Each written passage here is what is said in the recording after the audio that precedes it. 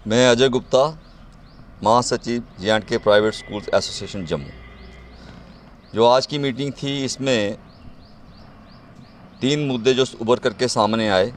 एक तो कोविड के चलते विद्यालय जो हैं लगातार उनका क्लोज़र अनाउंसमेंट जो हो रहा है, एक तो वो मुद्दा रहा है। दूसरा मुद्दा ये रहा है कि पिछले ही दिनों में कोई प्रोटेस्ट हुए हैं विद्यालयों को लेकर के, जिसमें सभी विद्यालयों को कहा गया है कि ये चोर हैं और बिना दूसरे विद्यालय का तर्क लिए हुए सबको एक कटारे में खड़ा कर देना, ये दूसरा मुद्दा रहा है। तीसरा हमारा निवेदन रहा है लेफ्टिनेंट गवर्नर जी से कि आप जो लोग इसी व्यवसाय के ऊपर निर्भर हैं, जिन्होंने किसी प्रकार की गवर्नमेंट जॉब नहीं की है या कोई दूसरे व्यवसाय से उनका कोई संबंध नहीं है, उनको आप SDRF से मंथली 5,000 रुपया और 25 किलो गेहूँ और 25 किलो चावल दें।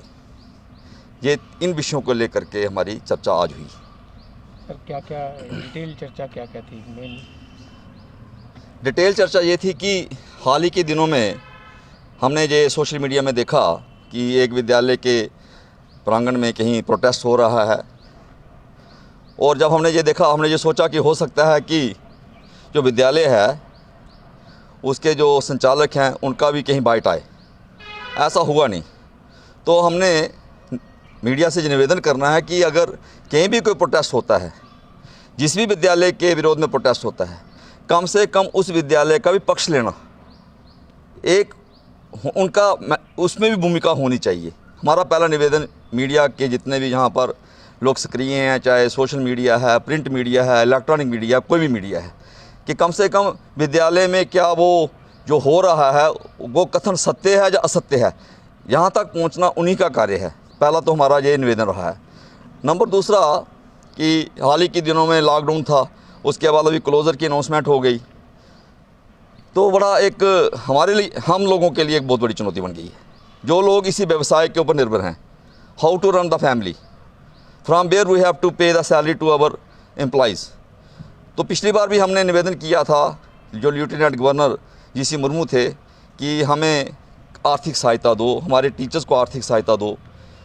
तो इस बार तो हमें लगता है कि अगर गवर्नमेंट आर्थिक सहायता देगी तभी हम लोग बच पाएंगे, अन्यथा आने वाला कल हमारे लिए, मैं ये कहूँगा कि चुनौती भरा होगा। सर, एक और इशू जो था वो ये था कि कुछ लोग जो आए दिन प्रोटेस्ट करते रहते हैं, जम्मू में भी आप प्रोटेस्ट देखते हैं, जबकि उनके पास फैक्ट्स एंड फिगर्स कुछ नहीं होते।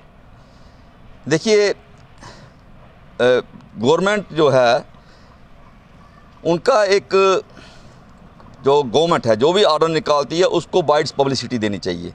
जैसे रिसेंटली ये कहा गया जी निजी स्कूल फीस की बढ़ोतरी नहीं कर सकते, तो मैं आपके माध्यम से जो जनता जनार्दन है सबको ये आपके माध्यम से बता देना चाहता हूँ कि गवर्नमेंट ने किसी प्रकार का कोई रोक फीस लेने के लिए नहीं लगाई है। उन्होंने कहा है कि जो हमारी FFRC है, फीस फिक्सेशन कमेटी है, उसको अपनी फाइलें जमा करवाओ। जो वो फीस फिक्स करेंगे आप उसके अनुकूल फ़ीस लो, और जिनकी फ़िक्स रेगुलाइज नहीं हुई है, फिक्स नहीं हुई है, वो 18/2/2021 का जो ऑर्डर है उसके अनुकूल फ़ीस लेंगे। उसमें ये कहा गया है कि जो फ़ीस वर्ष 2019 में निजी विद्यालय लिया करते थे, वो फ़ीस पेरेंट्स से वो ले सकते हैं, और किसी भी प्रकार की जिनकी फ़ीस रेगुलाइज नहीं हुई है वो किसी भी प्रकार की इन्हांसमेंट नहीं कर सकते। It is categorically written in that order. अब गवर्नमेंट का जब फीस फिक्सेशन कमेटी का ऐसा रहा है कि ऐसे ऑर्डर्स को वाइड पब्लिसिटी नहीं दी गई है, जिसके चलते काफ़ी हद तक कन्फ्यूज़न रहा है। तो मैं आपके माध्यम से पेरेंट्स से यही कहूँगा कि आप किसी भी विद्यालय में अगर जाते हैं तो बजा करके सबसे पहले देखो कि उनकी 2019 की फ़ीस क्या है। उसके बाद ये देखो क्या उनकी फ़ीस रेगुलाइज हुई है या नहीं हुई है। अगर फ़ीस रेगुलाइज नहीं हुई है तो उनको 2019 की फ़ीस देनी पड़ेगी। अगर फ़ीस रेगुलाइज हो गई है तो उनको वही फ़ीस देनी होगी जो उनकी रेगुलाइज हो चुकी है। सर, 2 साल में कितना घाटा हुआ है और क्या भविष्य देख रहे हैं प्राइवेट स्कूल्स का कोविड के चलते? घाटा ऐसा है कि लाइफ को चलाना थोड़ा टफ सा हो गया है। अभी थोड़ी होप्स बनी थी, ऐसा लगता था कि आने वाला कल अच्छा होगा।